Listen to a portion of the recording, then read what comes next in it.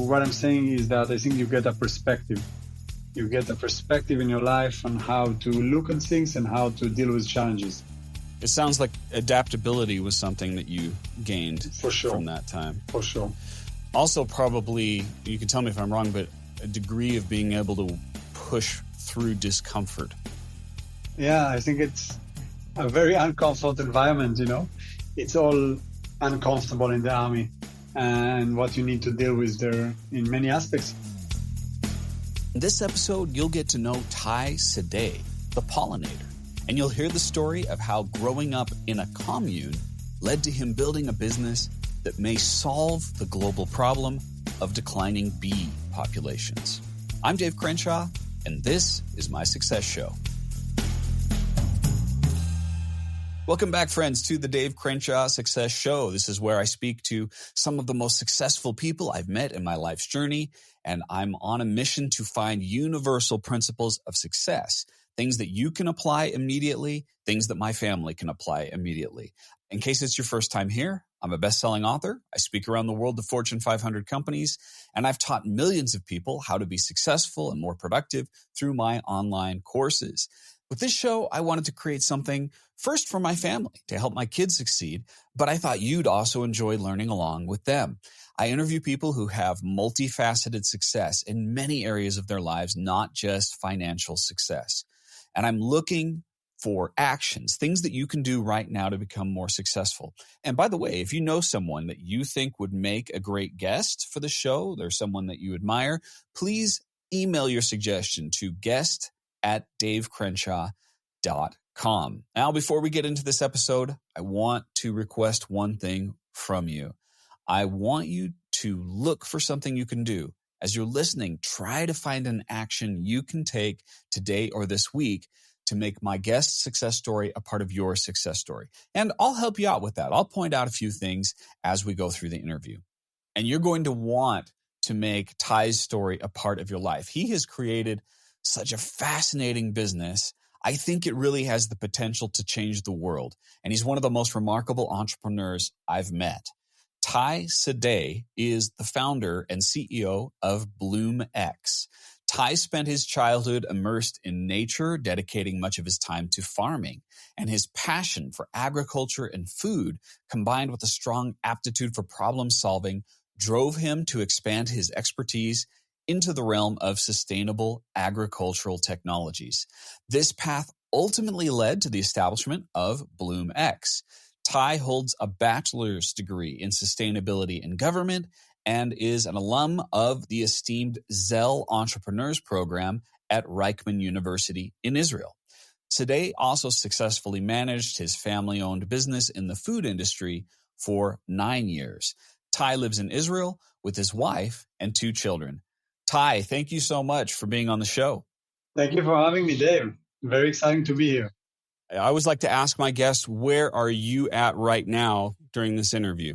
I'm in Israel, currently in Israel, near Tel Aviv. Wonderful. I've only had the opportunity to be there once, but it was a beautiful place. Seemed like a very nice place to live. Yeah, hopefully not in the summer, but yeah, any other time it's very, very nice. And you mentioned you have a family there? Yes, I have a family, wife, and 2 children, 3 years old and 1 year old. Oh man, what an amazing time to be a father. I hope you write down everything that the 3-year-old says because it's highly entertaining at that age. You're definitely right. Actually, we have this WhatsApp group, my wife and I, to put on all the words and the sentences that they have so they can remember long term. So yeah. Yes, that's fantastic. Well, okay, so I always like to start at the beginning with these interviews. We're going to explore your career journey and how you got to the place that you are now with BloomX. How old were you when you started? About what was your age when you first started getting interested in agriculture? So that's a very good question. I think that's getting me very back to where I was born. So I basically grew up in a kibbutz. Yeah, if you could explain what that is for those who are not familiar. Yeah, for sure. So kibbutz is a kind of a very unique way of living that was established in Israel when Israel was born. It's kind of a communal way of living that people share everything and basically manage equally all the assets together. So kind of an ideal way of living that everything is shared and everyone's are equal to do any very labor task management and anything else that they are sharing. And it means in agriculture is an essential part of living in a kibbutz. So when I grew up in a kibbutz, fourth generation of the kibbutz, I was, live into that agricultural space and landscape that I was grew up into. And specifically me, I very like that field from very young age. And that's what led me, I would say, to this passion of agriculture and how we produce food. Who was someone who early on was teaching you how to be successful in growing food? Was it your parents? Was it someone there at the kibbutz? I think both my parents, my father specifically, he worked in agriculture in the kibbutz, being every afternoon with my father on the tractor going to do some activity together. And from there, a bit further down the road, also when I studied, my high school time and a bit even earlier, you've been also committed to, in addition to your school, to work in the field that you like to provide back to community. And for me, that was agriculture. And in a sense, other people that were involved in teaching me different skills and growing techniques in the agricultural environment. You continued to study it in your high school years? Is that what you're saying? You continued to pursue that? Yeah. Did you think you were going to be a farmer when you were growing up? I didn't know if I would be a farmer. Definitely, I would say that agriculture and food generally, that's something that drives me. I'm also coming from a French family. My mother is from Paris, and a huge passion for food, not only agriculture, but, cuisine and the table and how we treat food as a very essential part. That combination with agriculture and my environment, I think very strengthened my passion to agriculture and food. And then a bit further, if we'll go there, that's where after the army, I basically opened a restaurant with my mother and sister and managed that restaurant for 9 years. So let's back up on that for a little bit and talk about your time in the army. My understanding is that in Israel, part of it is mandatory. Is that right? Yeah. And is it the full 5 years, or did you extend beyond that mandatory period? Yeah, so I extended a bit more, 2 years more. It's like 3 years. That is mandatory. I was a combat infantry officer, so I extended by 2 years more, and therefore it was 5 years. For me, it was also growing up in the kibbutz, a lot of that related to a past that is very ideological in how to support in a patriotic way to the country. And that drove me to give more also in my army service. So 3 mandatory years, but 2 other as an officer. And follow that, I didn't want to have a military career. So I said, thank you, I had enough. And now moving to the next phase, which led me to food and restaurant with my family. So I'm starting to see a pattern, Thai, early on, which is it seems like for you, it's very important to give to your community. Yeah. That you are contributing to the community, whether that's in the kibbutz, whether that's part of the military. It seems like that's part of your personality and how you want to live. Could you talk a little bit more about that? Yeah, I think that you touch an interesting point. I don't know where exactly that was shaping, but like I said, in a kibbutz, everything is quite shared and everything is basically the own assets and property of everyone else. And there is this, community aspect and depth. It's not only about, you as an individual, but it's also you and your part in the community, which is very, very early on in your life educating into. So I think that from there, also when we're talking about our agriculture community and to do the other day-to-day activity and how you can support back early on there, which for me was agriculture in terms of passion about. And also moving a bit further to the army, I think that when you look on the landscape here in Israel, the kibbutzes plays a significant role in contributing to this defense force, to the Israeli army, because it's very related to how the kibbutzes has been shaped, which, as I told, a big part of it is agriculture, but also it's how we use land, how we treat land, and in many aspects, kibbutzes shaped the borders of Israel and protect them. So it also was not only a communal and socialist way of living, but also a military kind of perspective of how we protect the land. And therefore, a lot of people from the kibbutz continue to their paths in the military and grow them. So my environment was a lot also how we can provide more value to the country, how we can protect it from, service wise. And yeah, I think it's definitely linked to where I grew up into. As you think back on your military service, what's a moment or a lesson that really stuck with you from that time? You say, well, I'm grateful that I learned that during my service. There are quite a few, but I think that the intensity and the responsibility that you have in the army in people's life and the ability that you need to get eventually a decision in the world of uncertainty, which is death or life situation, I think that gives you a lot of perspective in life when you finish the army. So I think that in a sense you can deal with many, many challenges that will come. So what I'm saying is that I think you get a perspective. You get a perspective in your life on how to look at things and how to deal with challenges. It sounds like adaptability was something that you gained For sure. from that time. For sure. Also, probably, you can tell me if I'm wrong, but a degree of being able to push through discomfort. Yeah, I think it's a very uncomfortable environment, It's all uncomfortable in the army and what you need to deal with there in many aspects. So when you're starting from a soldier, kind of being re-educated and to build yourself, to be more adaptable, to be more flexible, to basically have those values that will give you the right perspective, but the right components that you need when you're operating in this military operation. And from there, what stuck with you is those re-education on your personality that basically strengthen you and give you the adaptability, the length of how you look on challenges and how you deal with them. And also, another point is that everything is kind of possible, because the stress is so hard. I think that after that, everything seems easier. Have you seen that come into play in either of your businesses?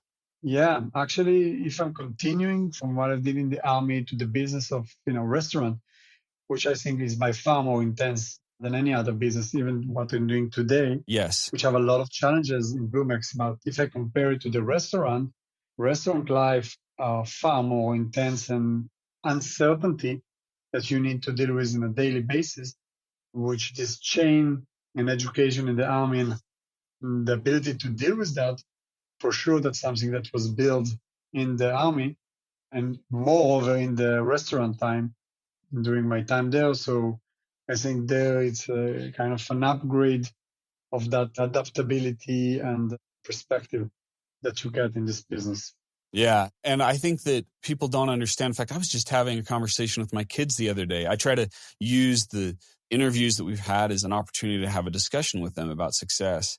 And I mentioned something that surprised them, which is owning a restaurant is perhaps the most difficult business venture you can create. You're absolutely right. I think that statistics here in Israel, we're talking about 90% of the restaurants that are open in the first year are closed. The other 95% is closed in the second year.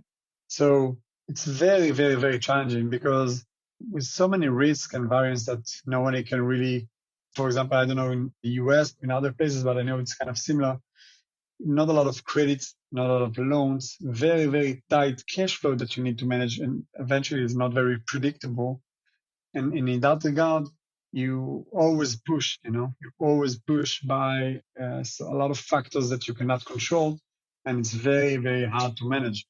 I mean, also mentally to deal with. So I think it's a very stressful business that you need to deal very tight, and even a successful business, because I can tell you that we actually sold the restaurant in a good way at the end, which we will talk about, but it was a successful business. At the end of the day, it was rolling from months to months for 9 years, very, very stable, but it was very hard to maintain that. And Yeah. I always think about other businesses that were not in our position in the restaurant space. I would say, I don't know how they survive, Yeah. Could you give an example, a story that illustrates the complexity of decision making and challenges that you faced in your restaurant?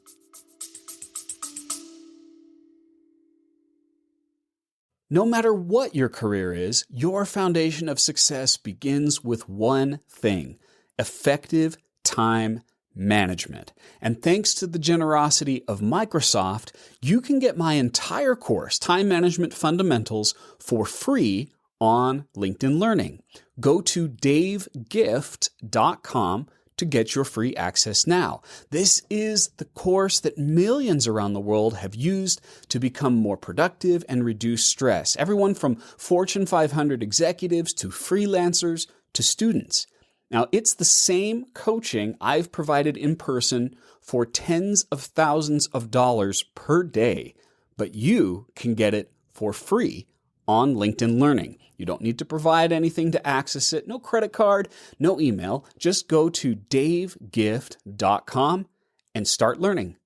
Thank you so much, Microsoft and LinkedIn Learning, for your partnership. davegift.com. For example, I can give, it's kind of unique to Israel, but in our holidays time of July, August, this is the time that you look in most of the year to get the most of the fat and the expenditure of the business in those months that can run the business for the year. So all your year is in those months and months and a half to get you to a place where you can really be settled, but then you need to deal with empty pockets to continue the operation.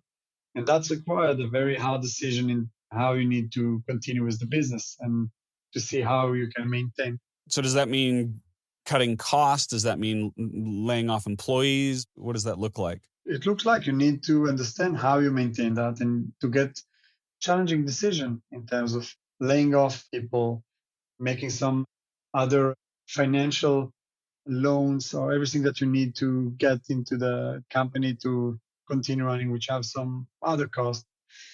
It puts you always in a very tight cash flow in order to maintain the business. And I think that in that sense, you always feel very, very, very tight.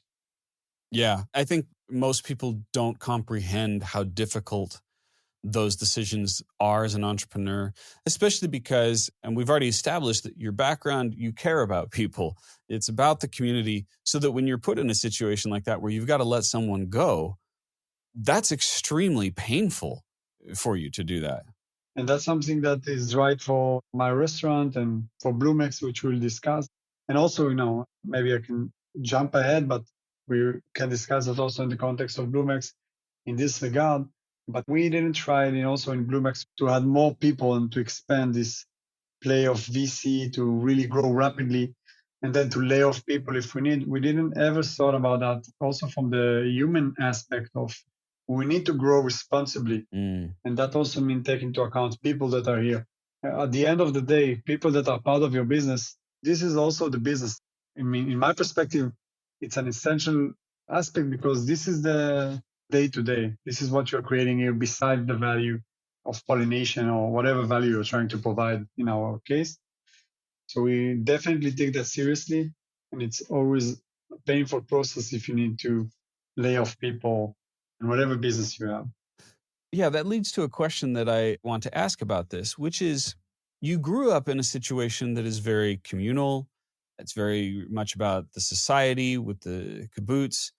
And yet entrepreneurship is a very capitalistic approach to things, right? It's definitely true. So how do you reconcile the two in your mind? I actually really like the question because I think that reflects a lot of my process, I come from a very ideologic socialist way of living. Mm-hmm. That's how I understand the world. Then I understand that this is not how the world is playing, right? The world, what drives the world, from my understanding, the driver forces are definitely the capitalism that we are all very affected by. So in my perspective, this was this transition when I grew up that effectively, if you cannot beat them, join them, But in a sense, what I wanted to create is this, and that's what I'm doing at BloomX, and what led me to learn sustainability is the two bottom line approach of how we can better treat our environment, but using this way of capitalism to do that. So when I will create a business, I will need to have two bottom lines that not only will drive the financial positive outcomes for my business or my partners, investors, but also what will drive positive environmental or social outcome out of the activity that we will pursue. And that also led me to eventually learn sustainability degree in university, and therefore to shape where I can fit in. And from my perspective, entrepreneurship and that ability to venture to bottom line approach business, that's how we can drive change in the structure of the world we are living today. Talk to me a little bit about that degree in sustainability. So I graduated in 2000 in entrepreneurship. That wasn't something that was around. So talk to me about what you learn when you get a sustainability degree. Yeah. So sustainability became a big issue actually. So I grew up near the sea, near the mountains, so very related to the environment as well. So environment was a big role in my life and the passion for the environment. So when a few years down the road in my restaurant, I looked for where I can take my step into agriculture and food in a more related to the environment initiative. And that led me to research that. And I came from that research to the sustainability and impact world. And that eventually took me to learn a sustainability degree in a university, which the question of what you can do or what you can do there and what was the focus about, saying that our sustainability is very wide. I took that to a more focus on agriculture and food. So to understand the fundamental challenges that the world is facing today and how we produce food and how the value chain looks there. And then also what are the challenges and potential solutions and potential patterns to solve them or potentially solving them. So my focus there during the years of studies was to understand better what the world is facing, what challenges we are facing today, and how we need to change that, which led to the other question we talked about to entrepreneurship for me was the answer, how we can drive change. As a teacher of productivity and leadership, I like to look for tools, meaning mindsets, things that you can use in any part of your life or business to solve problems. Is there a particular tool or way of solving problems that you learn in a sustainability degree or with a sustainability mindset that someone could perhaps apply on a day-to-day basis? So I think that what I took from a sustainability degree was more, I came very open-minded to really enrich myself with what's going on in the world today, to really understand what are the challenges in that regard. I think that a lot of the data is out there. The steps that I took there in terms of the learning process, understand better what we are facing today. For me, that was an eye-opening experience the first year of university to really dig into what we are facing today. A bit further in terms of tools and practical tools, I didn't only combine the sustainability alone, which for me was more the theoretical part to understand fundamentally the challenges and what is the pattern for solutions. But then as I took that a bit further, I needed the practical approach of how do I translate that to something that is more tangible that I can do and have the approach to solve it. And for that, one of the combination that I took, with the sustainability part was I've been accepted to the Zell entrepreneurship program. Is actually the reason why I joined the school was that I wanted to apply for that at the third year, which is when you can apply for this program, which give you in 1 year the practical tool on how to venture by your own a technological venture and basically to be guided and monitored throughout this year with high level professionals, people that have a lot of experience and how to give you the right advices, what to do, what not to do. And during that time, you can team formation, gather up and launch your ideas and execute that. So for me, taking the sustainability to that practical phase was the right combination. So, with my entrepreneurship degree that I got from the Marriott School of Management, learning from those who had already achieved something was so valuable to me. Listening to them talking about their stories and gaining from their mentorship. Was there a particular mentor, or is there still one that has had a great influence on you? Someone that you met perhaps during that program? Yeah, definitely. So we wanted to get into this program, which is very, very selective. And in this process, I think that I learned a lot about entrepreneurship and the process that needed to be taken. What are the steps needed to be taken there? And then into the program manager, Liata Ronson, who established the program 20 years before, I learned a lot from her about entrepreneurship, about the risk we need to take in order to venture by our own and to get a decision when is the right time and how to do that.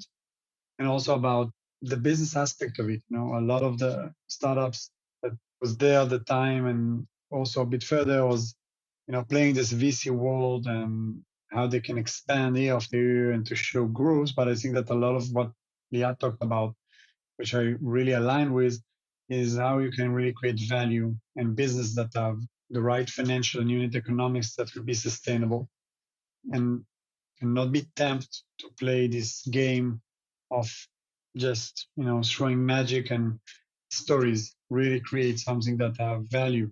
Yeah. And we've seen that a few times of, I'm just thinking recently of like Elizabeth Holmes with Theranos, right? She told a great story, but she didn't actually have something. Definitely. Yeah. It seems like that you actually have something. I saw some of the videos of seeing it in action. How did you discover this idea, or what led to the idea of creating a product like the Pollinator? It's called the Roby, is that right? So yeah, one of our solutions called Roby. It's a bio-mimicking pollination solution for blueberries. But as a concept, maybe a bit before that, BloomX has created for my first passion for solving challenges in the agricultural space. I envision myself, initiating something that I have passion to work with the growers, with the fields, with the plants, something I really like. And there, that led me after the Zen Entrepreneurship Program to find challenges and solutions to places that I would like to focus on. One of them was pollination. Pollination I knew back from where I grew up working with honeybees and the fields and understanding that. But then a bit further, when I finished this Zell program, I had the tools to really look into the challenge and solve that in the process that I learned there and with my own experience as an entrepreneur at that time.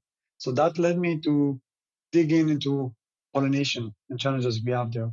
And I understood that the pollination process we have today is crucial to set up fruits for more than 80% of the commercially growing crops that we use today that are relying on insects, which is a very fragile layer that is totally dependent on honeybees, bumblebees, and other natural insects that we cannot control and that we need to change the paradigm in how we use them.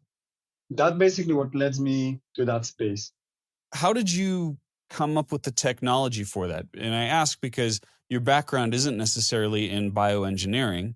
So did you partner with someone to do that? How did you start to develop the first prototypes of what you use now?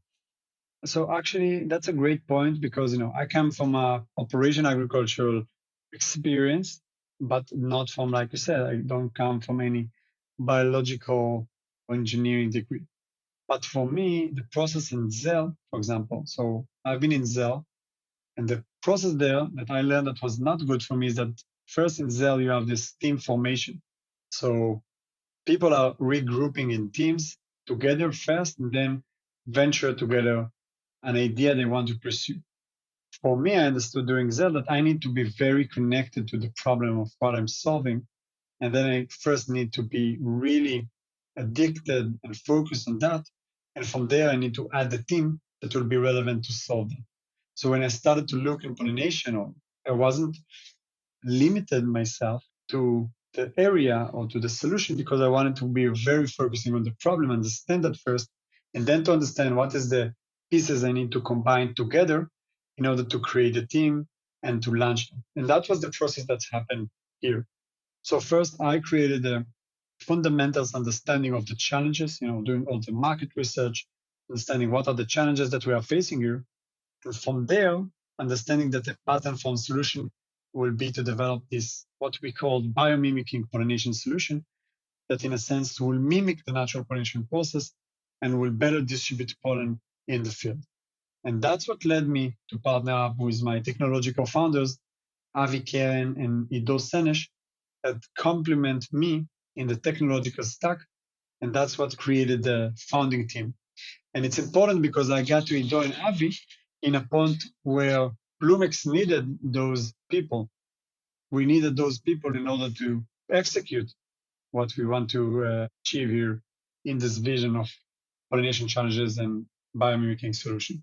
And from there, I'm telling that story. It's always grow up to many other people who is now part of BloomX from this source. How many employees do you have now at BloomX? We have 14 employees that grew throughout almost less than 4.5 years since BloomX was established in late 2019.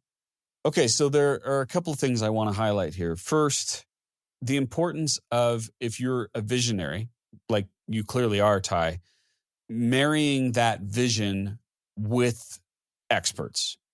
You had the idea of, hey, this needs to be solved. We need to remove the variability of, let's say, honeybees from the equation and take a little bit more control over the pollination. That's a great idea, yet you recognized, in order to execute this idea, I need somebody who has a little more experience and understanding than I do. And so you went out and found that person. I think that's so critical because I see so many people who think they want to start a business. They make it dependent on them 100%. And that just isn't going to work for the long run. Definitely. I totally agree here. And it's not finishing with that. I think it's not only the founding team, any chain here, like my perspective on BloomX is rather we would like to have less pieces in the company, but potentially could be much valuable in a company if we'll have the right people that will take part of what we are doing. And that's starting with me, then Ido and Avi, then our new employees that we onboarded, investors, distributors, business experts, professional advisory. We have amazing professional advisory coming from the pollination space. Throughout all their life, they learned and studied about pollination with insects, and they are facing the same challenges that we are. And so we complement what they are saying with our approach. So we're working together with them. They are part of what we are doing throughout many years that they research about it, and today with this new initiative. So in these different angles, I think that is very, very important to understand that you don't understand many, many things and need to define how you can complementary that as a business. Some of the best entrepreneurs that I've seen make it a point to not be the smartest person in the room. Hire people who are smarter than you. I want to dive into the details just a little bit because you mentioned VC. And for those who are not familiar, that's venture capital. These are people who invest money into businesses. For those who are not familiar, could you get a little bit more specific as much as you're comfortable? But how do you get the money to bring on 14 employees, especially when you're just in the beginning stages and maybe haven't sold too many of your technology to people yet? Yeah, I think that could come from different direction, how to get to that point, specifically from BloomX and our, journey. What's happened is that after Ido, Avi, and myself were founding the team and establishing the company, the process we took was to really organically see if the challenge we're trying to solve here is relevant for the industry. So we've been first focusing on avocados. We've been reaching out to companies in Latin America where the market is, Peru, Mexico, Chile, just cold emailing those companies saying, hey, this is our solution. We'd like to make a POC if that's of an interest to you, a proof of concept, and let's see what's going on. And then happily or luckily, we got very positive feedbacks out of this process from those companies, which initiate the process of design partnership with those very big goals from those, let's say, where the market is, which exposes to other growing, crops such as blueberries that suffers from pollination and others that not only shape BloomX vision, but help us get traction, interest from the industry, which is the most important, from the customers that are showing that they're willing to solve the problem that they have and they're spending money on it, what's called willingness to pay. And that basically led from our journey, an Israeli VC venture capital that's come from the agricultural space to invest our $1 million that allow us then in 2 years to validate the technology in both blueberries and avocados. So for that VC, what was interesting for him is that very fast we got a very good signal from the market, from the, let's say, tier one customers that is now in a design partnership with us. And like you said, people that are not from the industry, don't know the industry, but now facing and trying to solve major challenges with these players. So from our entry point, that's what get us into the loop and give us the runway we needed in order to validate in the first 2 years in 2020 and 21, our technology and show the value for those customers. And you mentioned as we were preparing for this interview that you're moving into another round of funding, correct? Yes. So what does that look like on a practical level? Like, how do you get more money and reach out to people so that you can get them to invest in your business? Yeah, first, I think it's very, again, everything I'm trying to be cautious also to people who listen to understand that that could be, to not be so deterministic, right? Mm-hmm. Because the answers could be, there is many truths. In our case, I think that what people, investors see in BloomX is that major challenge that we are facing today, which is getting bigger and bigger every day, with a very interesting and simple approach for goals to address that challenge. And then in the short time that we are existing as a company, we did a very significant progress in terms of our R&D, operation, manufacturing processes, and most importantly, I think that this is the key, is the traction in the market. We as a company were always focusing on showing the value to the customer. And at the end, value for us, meaning that the customer will pay because he will see the value. And if that exists and we can show how we increase the customer base, we can increase the number of hectares that we serve our customers and we get paid for that, that's the most powerful signal for investors to say, hey, I think that BloomX has the product market fit and that they're in the right spot, the right team with the right solution. In our case, I think that, and it's important to say that as well, agriculture is more challenging, I think, from other industry because the proof of concept for us, for companies here, not for all of them, but it takes much more time to show the value because you're working with nature. At the end of the day, growers want to see the value in the fruits, in the harvest, and you need to wait many months until it's being established. And you live in a lot of uncertainty until you pick that harvest from each grower that you are working with. So that's what I call for more long-term investors. And you can see that by our investors, we have some VC in our cap table, but most of our investors coming from strategic point of view, strategic investment that distribute us and basically help us leverage our solution in the market that can also benefit from a strategic point of view. Yeah, I didn't even think about that because they're investing in something that takes time to show the outcome, right? Most of these businesses like, look, it does it immediately and you can see it. Immediately. But in this case, it's like, well, we got to go through the growing season and see what happens. For sure. But what I did see, at least from the promotional video you had, is that the numbers are pretty positive, that the yields are higher and the quality of the fruit is better with your product, right? Yeah, that's our value proposition. At the end of the day, also, we're not trying to replace honeybees today. That's trying to enhance the natural process, but not to take that very carefully how we address, changes in this environment, which works and used for many, many years. Our statement is, look, whatever you have we can enhance the value while using our solution. We are going to show you that, let's say in a range, what we see today, 10 to 30% yield increase. That's our value proposition. We have tools to show you that. You're going to work with them throughout the season and you will see the value. And if that exists, that's how you build trust. And goals usually don't take that road for 1 year. We talked about, let's say, avocado. It's 9 months you need to wait till the harvest is done. But it's not finished there, because if you started in 5 hectares and the goals have 2,000 hectares, it will not give you after 5, 2,000, right? Because you want to see that it's good in 5, then maybe it's good in 50. Then that's the process.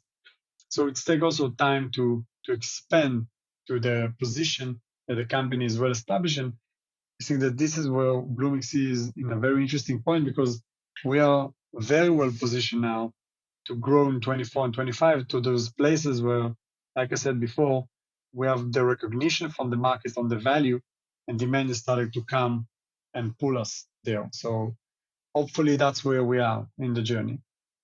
Okay, so we've talked a lot about sustainability on a global scale, on a company scale.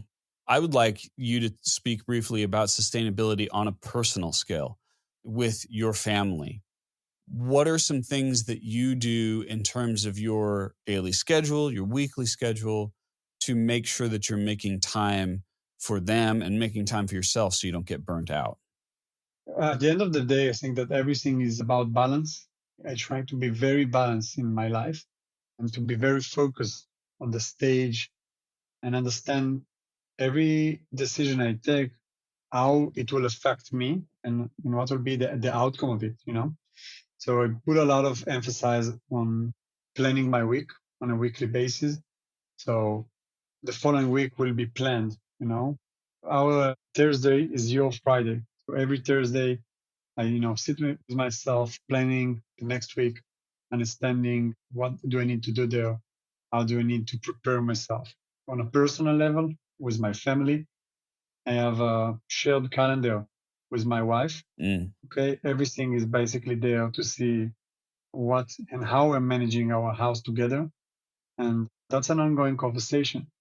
And also maybe to get a bit back before that, even to start BloomX, that was a lot of cost also to my wife and my home. And this decision I took was not alone. That was together with my wife. And we're always joking about that she was my first investor. Right? She gave me the ability to, 1 year, take the risk, not working on BloomX, and to initiate that with all the risk on ourselves, and mainly for her, because she needed to fund that process. So from that foundation, everything I do in a personal level is very, very communicative and open with my wife and how we manage our day-to-day life. If I need to go for 2 weeks now in Peru, getting back, and then 2 weeks in South Africa, getting back, it has a cost on my life. But we know that this is where we are in the BloomX journey, and she's a partner from the beginning to that. And that's how I approach that. Do you say no to things? Do you sometimes look at it and say, okay, I can't do that? Yeah, there is quite a lot. But I think if it's not in my priority, we have our business goals. I have also personal goals in my year. Every year I have my personal goals and how I want to develop myself. So if that's not aligned to that and I need to choose, I'll need to say no. And I'm fine with it. I think it's also releasing me, from many things that, like I said, I'm very connected and focused to the understanding that our time, to the time perspective, to the time limitation. We cannot achieve everything, and we need to choose. Everything have a trade-off. But if I'm okay with the goals that I'm setting up with myself as a CEO of BloomX and the role I need to do here as a husband, as a father, as my personal goal, I need to make sure that all is aligned in how do I approach it, which of course can change from year to year, but I need to be balanced with it. If I will not feel balanced, I think that effectively the way I will function there in every different space will be very, very, very challenging and poor. And that's how I look at it. Yeah, this is something that I encourage my entrepreneurial clients, which is, hey, the business is dependent on you. doing the work that you need to do to reach that future level. If you're not taking care of yourself, the longevity that you have and the business has is going to be impacted. So you do need to say no. Totally agree. And well, saying no, but if also other practical experience, which you can talk about, yeah, you see yourself as or whatever function you have in the company, but if you are an important infrastructure in the company, you need to treat yourself to be in a position where you can actually deliver and to have the best performance of yourself here. And so for me, for example, doing sport, I need to do 3 times sport a week at least to be balanced. And if I don't have it, I'm out of balance. Okay. And so if I need to have another meeting on my sport, I will not take it because that's more important for me. Yes. Good for you. Yeah. So that's kind of the understanding on what is your limits, what is your infrastructure as a person, and then effectively it will translate into time and how you are going to do your day-to-day activity during the week. That's effectively who you are. Yeah. Well, this has been fascinating, Thai. We do need to wrap up, but I want to ask one more question, which is 5 years ahead, where do you see yourself? Where do you see BloomX? First, I see BloomX in a position, we're talking about almost 2030. I think that 5 years from now, BloomX will be hopefully in a very good position to scale the solution for different pollination challenges, not only in blueberries and avocados, and really duplicate what we are doing to many other crops that potentially can add value from our solutions. I really, really believe that we are solving major challenges in the industry today. I really see that, day to day, and I hope we will be positioned well to overcome the next few years and to grow the company to that point. And I'm wishing to myself to be leading that process. I really look on BloomX long term. I see that a long term business, not something that will be out very soon. And I understand that the journey in agriculture and the path that I took time. And so I have the patience to be here and to lead us there, hopefully. Well, I'm thrilled with what you're doing. I think this is an important business. I think this is an important model that you're providing to the world. And thank you for creating it. And thanks for sharing that with us. Thank you very much for the conversation, Dave. It was very enjoying and fascinating. Thank you very much. Yeah. So there's one thing I do at the end of every episode, and I'd love for you to help me out with this. I want to help people who have been listening move beyond just listening and being entertained or being educated and move to doing something about it. So what I'm going to do is I'm going to share 3 lessons, practical applications that someone can use right now. And the goal is to help them make your success story a part of their success story. So I'm going to share 3 practical things that I pulled out of your story. And then at the end, I'd like you to share one thing that someone can do today, one simple practice that they can add to their day. So sound good? Ready to do that? Yeah. Okay. So I'll kick us off. The first thing, and this is sort of a recurring theme of your story, but it's where you started. Think of ways that you can give to the community. You don't have to be in kibbutz to do that. You can look for ways wherever you are right now to say, who is someone in my community that needs help? And what's one small thing I can do to help them and serve them? And put it on your schedule. Do that thing and give to the community. The second, and this came up several times, is ask, is this sustainable? And I would encourage someone who's listening to this to, yes, of course, we want to do that on a global scale. But I think in practice, it starts with you doing it on a personal scale. And ask yourself, is there something that I'm doing on a recurring basis that maybe isn't sustainable? Maybe you're staying up too late at night. Maybe you're not taking care of your health and not exercising. Ask yourself, is what I'm doing sustainable? And then make one change to make a more sustainable life. And that's going to help you contribute more to the world around you because you are sustainable. You can look for ways to help the world be that way. And then one more that I'm going to highlight is the idea of associating with people who are smarter than you. In Thai's case, he's hiring experts to work for BloomX. He's surrounding himself with expertise and mentors. You can do the same. Even if you're not an entrepreneur, even if you're not hiring people, you can find people and say, hey, let's get together. Let's hang out. You can create a mastermind and say, let's all meet, once a quarter and share ideas with each other. So that way you're stretching yourself and you're associating with people who have more knowledge, more expertise than you do. Thai, what's one practical step that someone could take that you would like to share?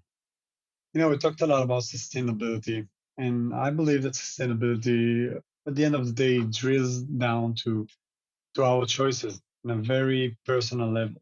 Everything we do have an impact, and the choices we make eventually created how sustained we are. I can give a practical example of that. It could be our transportation. Okay, if we go to work by a car, if we walk by bicycles, if we walk, which is have even more health to our personal level. It could be by how we consume food. So do we think about all the value chain that created that food? We're always saying that we're walking in this world of abundance today. Everything we need to deal with abundance, not with shortage, right? So we need to first be grateful to what we have. And second, to understand if I'm eating this, I don't know, we can say hamburger or whatever, pizza, everything behind that created this product that I'm consuming now. What is the output of that? And I think that if people will understand that there is the trade-offs there, which could also be beneficial for their health, could be beneficial for the environment, and they can save not only carbon, but I think in their mindset, they can understand how they can be more sustainable from their choices. That's a very practical mindset that should not be very deterministic. It's not 0 or 1. All our choices have an impact. And we need, in my perspective, to have that when we're taking that into account in our day-to-day choices. So that's something practical I'm applying to myself, which I think would be relevant to everyone who pay attention to that. Wise words. Thank you for sharing that. And it doesn't have to be big, it starts small and just a little more awareness. Thai, thank you so much. It's been a pleasure talking with you. Thank you for spending the time to share this. If someone wants to learn more about BloomX, perhaps they're even thinking about, investing in it, what's the best place for someone to go to learn more? So can reach us through our website at bloomx.ag ag. Okay. And there we have the contact. We'll be happy to engage and follow up. Fantastic. Thank you so much, Thai. And thanks for sharing this with us. Thank you very much, Dave. It's been a pleasure. And thank you, everyone, for listening. Remember, it's not so much about the stories that you heard. It's not so much about the things that you learned. What's most important is what you do. So please do something about what you heard from Thai, and you'll make his success story a part of your success story. Thank you for listening. You've been listening to the Dave Crenshaw Success Show, hosted by my dad, Dave Crenshaw, and produced by Invaluable Incorporated.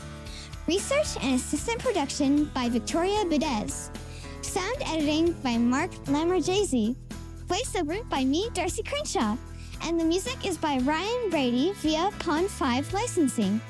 Please subscribe to the Dave Crenshaw Success Project on Apple Podcasts, Spotify, or wherever you like to get your podcasts. If you have a suggestion for someone my dad might like to interview, please send it to guest@davecrenshaw.com. And please don't forget to leave us a 5-star review. See you next time.